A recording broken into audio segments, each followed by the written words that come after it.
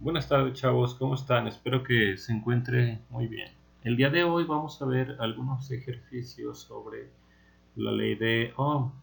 ¿Sí? Si recuerdan, la ley de Ohm básicamente nos explica la relación que existe entre la corriente, el voltaje y la resistencia, donde nos dice que el valor de la resistencia de un material es independiente de la corriente y del voltaje, es decir, que es una propiedad específica de cada material, ¿sí?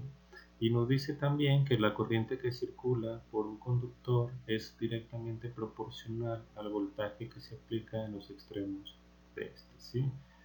Entonces lo que hizo fue estudiar estas características de la resistencia, ¿sí? Y cómo influía en la corriente y en el voltaje, y él estableció de esta manera lo que es su ley como se conoce hoy en día, ¿sí? Entonces, el primer ejemplo nos pide que cuál es la caída de potencial a través de una resistencia de 4 ohms cuando pasa por él una corriente de 8 amperes. Es decir, que cuánto disminuye, cuánto variaría en este caso el voltaje a través de una resistencia de 4 ohms cuando pasa una corriente de 8 amperes. En este tipo de ejercicios, básicamente lo que uno hay que tener en cuenta es que necesitamos conocer dos de las tres valores que maneja la ley de Ohm, ¿sí? Es decir, necesitamos conocer ya sea la corriente y el voltaje para calcular la resistencia, o en este caso necesitamos conocer la resistencia y la corriente para calcular el voltaje, ¿sí?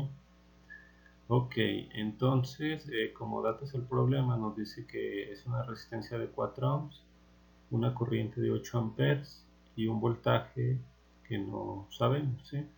Entonces aplicando la ley de Ohm, que nos dice que la resistencia es igual al voltaje entre la corriente, despejamos lo que es el voltaje y nos queda que este es igual a la resistencia, ¿sí? Por la corriente que pasa a través de esta, ¿sí? Entonces sería 4 ohms por 8 amperes, ¿sí? Los ohms son unidades, tiene unidades de voltaje entre amperes, entonces se nos van los amperes y nos queda volts, ¿sí? Nos quedaría que a través de esa resistencia de 4 ohms existe una caída de voltaje de 32 volts, ¿sí? Si nosotros variáramos la resistencia o variáramos la corriente, pues esto cambiaría, ¿sí? Ok, vamos a ver un problema más. En este ejemplo, ahora lo que nos pide es que calculemos la corriente que pasa a través de una resistencia si nosotros conocemos lo que es la resistencia y el voltaje. Pues es muy similar al pasado. Básicamente hay que aplicar nuevamente la ley de Ohm. ¿Sí? Si nosotros conocemos la resistencia y el voltaje, podemos encontrar lo que es la corriente eléctrica, que nos dice que es igual al voltaje entre la resistencia. ¿Sí? Entonces sería 40 volts entre 5 ohms, nos queda que es una corriente, o está pasando una corriente de 8 amperes a través de la resistencia de 5 ohms debido a que hay una caída de potencial de 40 volts. ¿Sí? Básicamente solamente hay que estar jugando con lo que son los datos que nos dan y eh, lo que nos pide, ¿no? El valor que nos pide. Ok, entonces espero que esta parte les haya quedado claro, que no haya ninguna duda y que todo esté muy claro, ¿sí? Vamos a continuar, pues. Ahora vamos a ver una propiedad que tienen los conductores que se llama resistividad, ¿sí? Básicamente, como ya les había dicho, la resistencia de un conductor es independiente de la corriente y del voltaje. Entonces, ¿de qué depende la resistencia de un conductor? Depende básicamente de cuatro cosas, ¿sí? O cuatro factores. ¿Qué es un tipo de material? ¿Sí? Dependiendo del material de que esté fabricado el conductor, va a ser mejor conductor unos que otros. Por ejemplo, el oro, la plata, son muy buenos conductores, pero pues son muy caros, por eso entonces no se utilizan tanto, ¿sí? Como por ejemplo el cobre es un conductor bueno que se utiliza, ¿sí? Sin embargo, cada uno de esos materiales tiene un cierto valor o una cierta resistividad o una cierta resistencia, ¿sí? Es decir, una oposición al flujo de la corriente. Entonces va a depender del tipo de material, ¿sí? Va a depender de la longitud, ¿sí?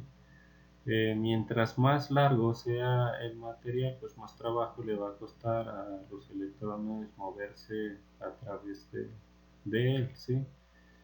Del área de la sección transversal, ¿sí?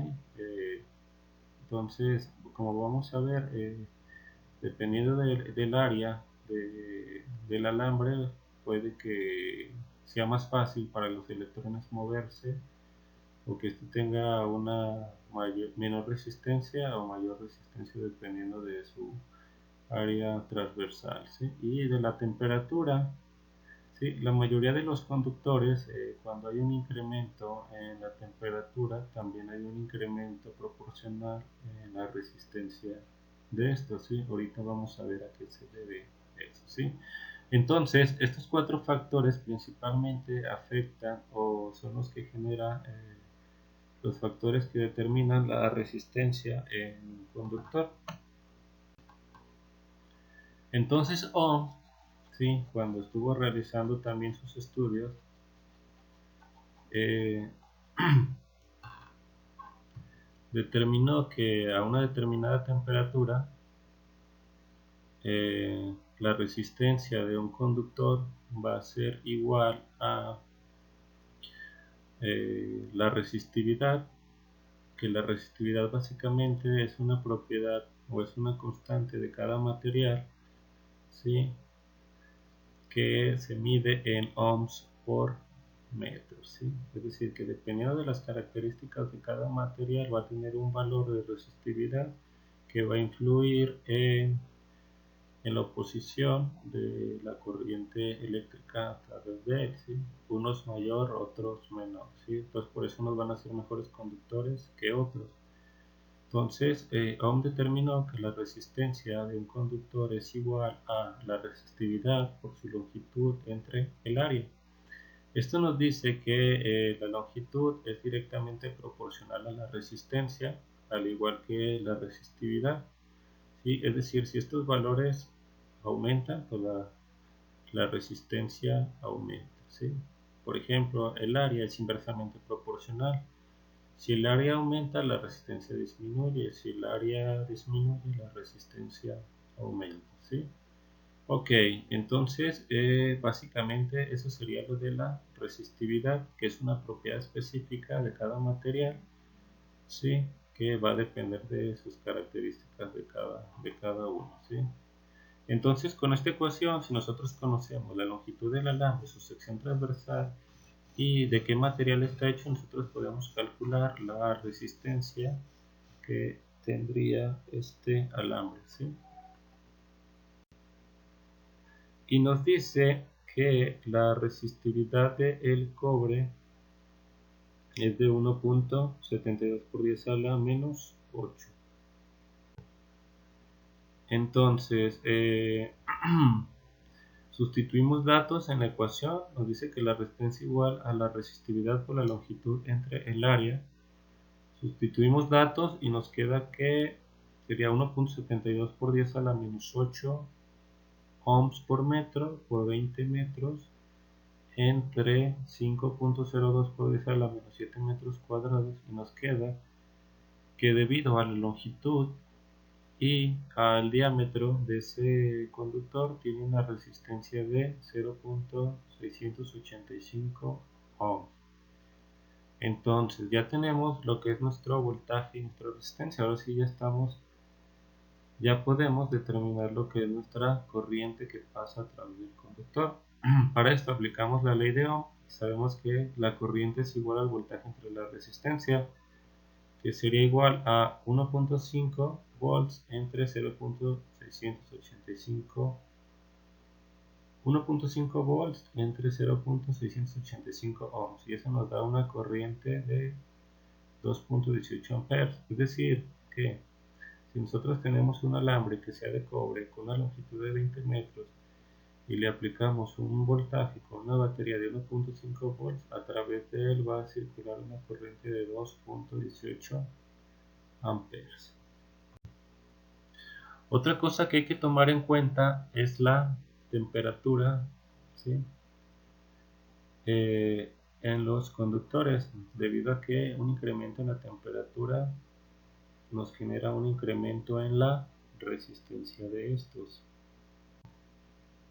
Sí, entonces se observó mediante experimentación que cuando hay un incremento en la temperatura de un conductor, ¿sí? Hay un incremento en lo que es su resistencia, que es directamente proporcional, es decir, que si uno aumenta, también el otro aumenta, esto casi de manera lineal, ¿sí? Entonces, para nosotros poder calcular el incremento en la resistencia, ¿sí? De un conductor debido al incremento de temperatura, nosotros necesitamos conocer un valor que se llama coeficiente de la temperatura de la resistencia, ¿sí? Que también es un valor específico para cada material, que como lo vimos lo tenemos en nuestra tablita, ¿sí? Pues sus unidades es 1 sobre grado centígrado. Entonces nos dice que el incremento o el cambio en la resistencia, ¿sí? De un conductor va a ser igual al coeficiente de la temperatura de la resistencia por la resistencia inicial por el cambio en la temperatura.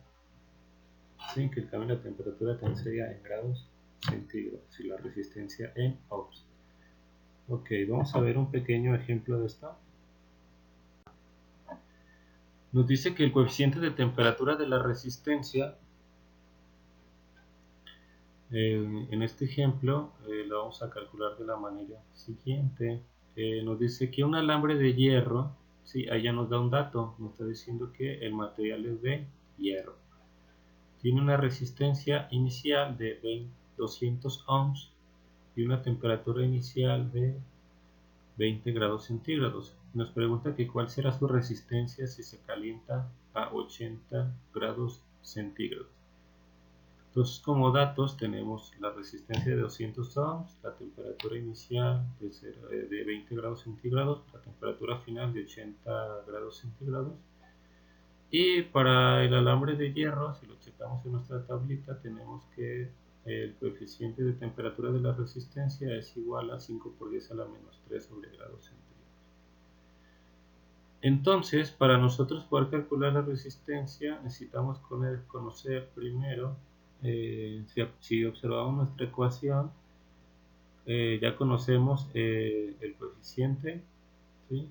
De resistencia y temperatura, la resistencia inicial, pero no conocemos el incremento o el cambio en la temperatura. Entonces aplicamos que el cambio en la temperatura es igual a la temperatura final menos la temperatura inicial.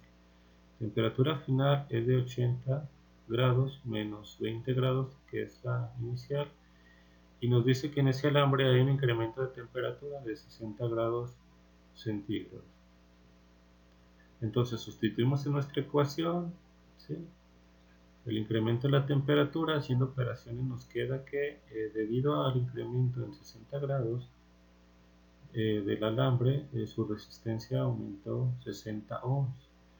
Entonces finalmente la resistencia que tendrá ese conductor o ese alambre a una temperatura de 80 grados centígrados va a ser de 260 ohms, ¿sí? Ok, entonces espero que les haya quedado todo claro, que hayan aprendido algo, que no tengan dudas. Sí, y muchas gracias. Hasta la próxima, chavos.